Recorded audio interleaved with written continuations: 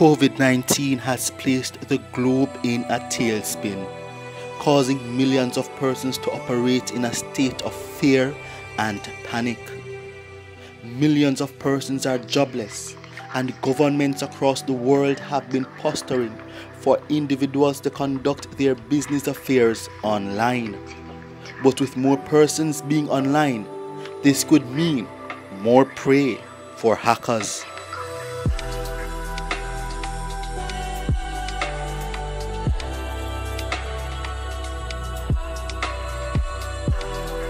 The digital age has brought about a complete change in the way we view and experience the world. While collectively, the turf on which the world functions has become smaller, it has also brought about its own share of problems.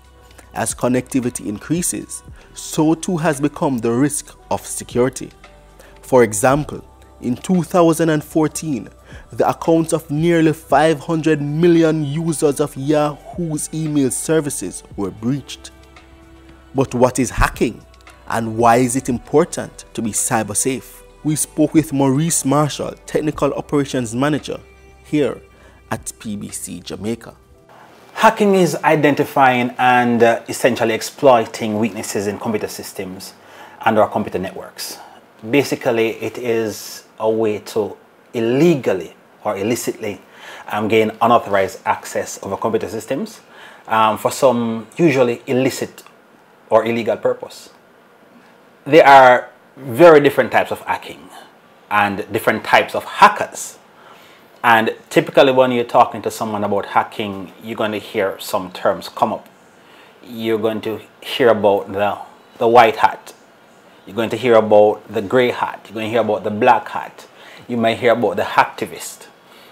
And just to tell a little bit about each of these, the white hat, or what we call the ethical hacker, is someone who is responsible for penetrating systems and hacking systems for the purpose of finding weaknesses and essentially creating assurances or giving the software builders an opportunity to correct those weaknesses before the bad guys get into them. That's the ethical hacker.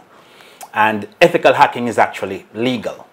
So there are persons, security companies and other companies that actually pay persons to actually hack their systems in order to ensure that any exploits and vulnerabilities can be detected early and they can be fixed before the bad guys get in the system. So that's the white hat. You have the gray hat, and he does the hacking sometimes for the fun of it, but he may also do it for illicit purposes. He may be doing it for money or for some other malicious intent. So that's your gray hat. Then you have your black hat. Now, this guy is a bad dude. The black hat hacker, or the black hat, he is the one who is going to be penetrating your systems, trying to exploit your systems, usually for money or for some illicit purpose. He's not trying to fix anything. He's not trying to find any weakness to help make sure you have a better software or a better product.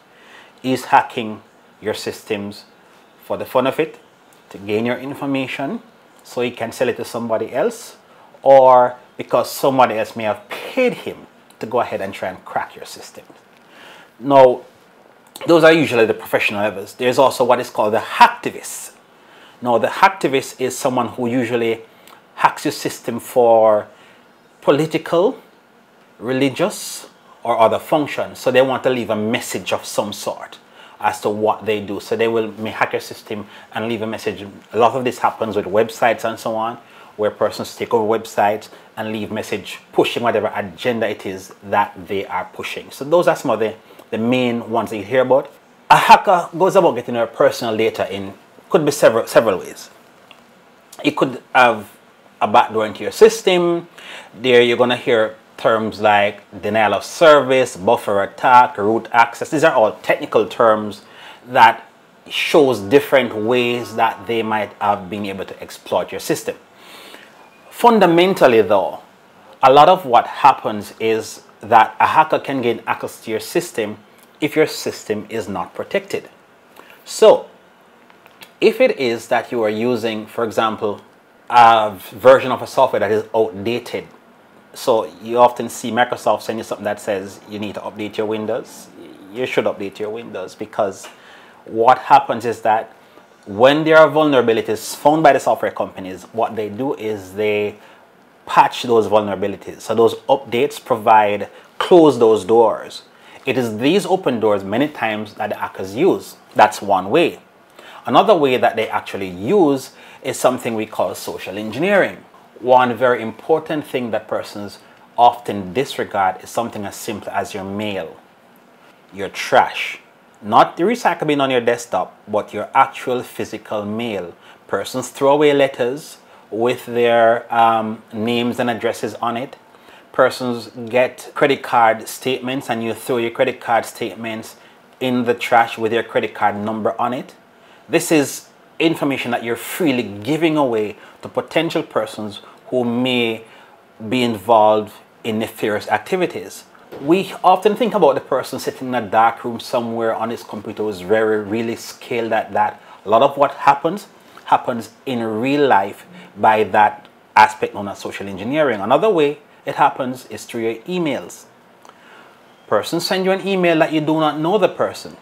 You click on that email link, and that email link has what we would call a malicious payload. So that email link, when you click on it, sends you to somewhere other than where you ought to go to. And by going to that website or to that location, then automatically something is downloaded to your machine that gives the intruder access to your machine.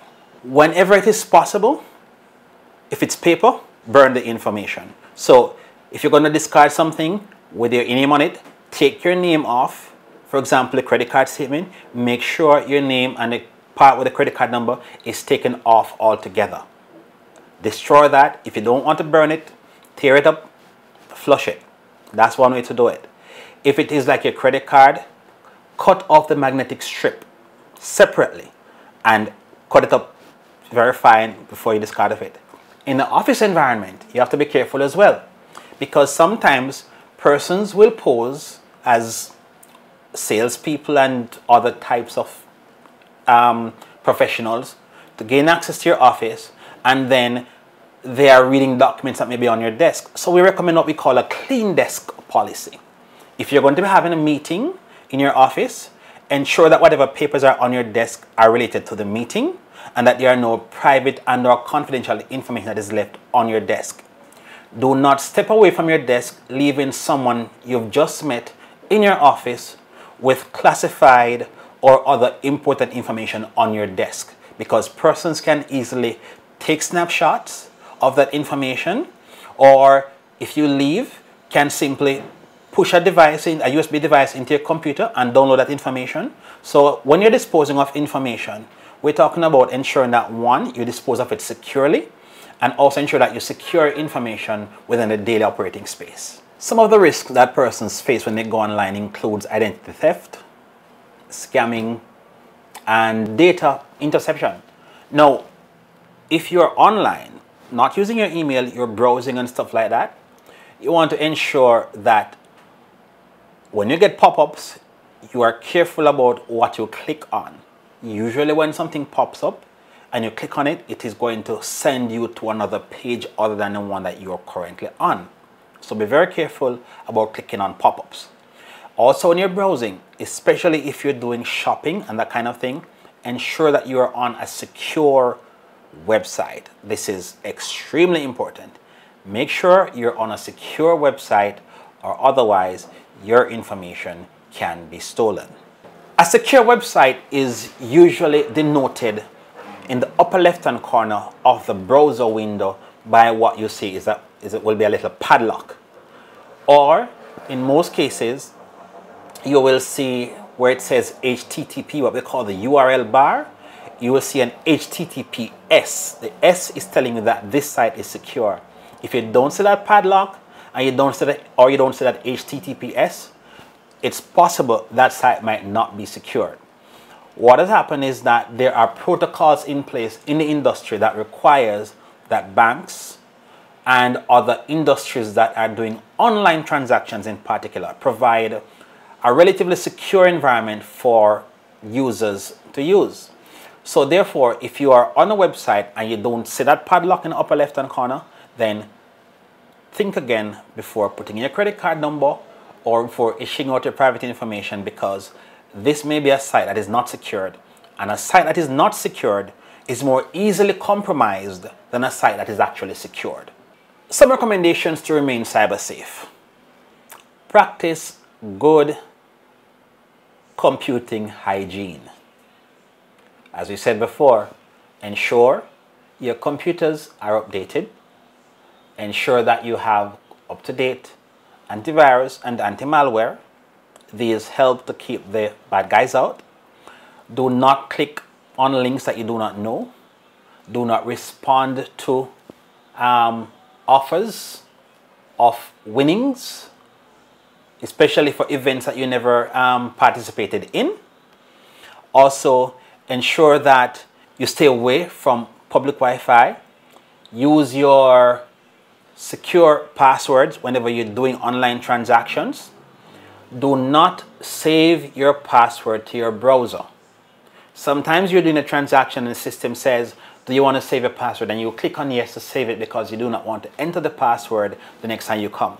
It's not recommended, because if it is that a hacker gained access to your system, then what you've already done is provided them access to the rest of your system. Another important point is this: do not use the same password for everything. That's just giving away information again. So if you have a bank account and an email and some other account, make sure you use separate passwords.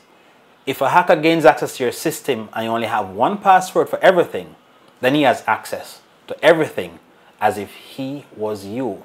Remember, identity theft is very rampant, and with all the information that is out there in cyberspace, on your Facebook, on your WhatsApp status, on your LinkedIn, it's possible for persons to gather information about you and form an opinion of who you are and use that information to get close to you. So be sure to practice safe computing hygiene. Being cyber safe is not an easy feat, as technology is constantly evolving. Almost any application or device can be connected to the internet, and vast pools and streams of data have become key assets for both individuals and companies. Being cyber safe in a post-COVID-19 world will not be an easy feat, as COVID-19 forcefully initiates the globe into the digital arena. And so we say to you, please do not only be cyber aware, but do your utmost to be cyber safe.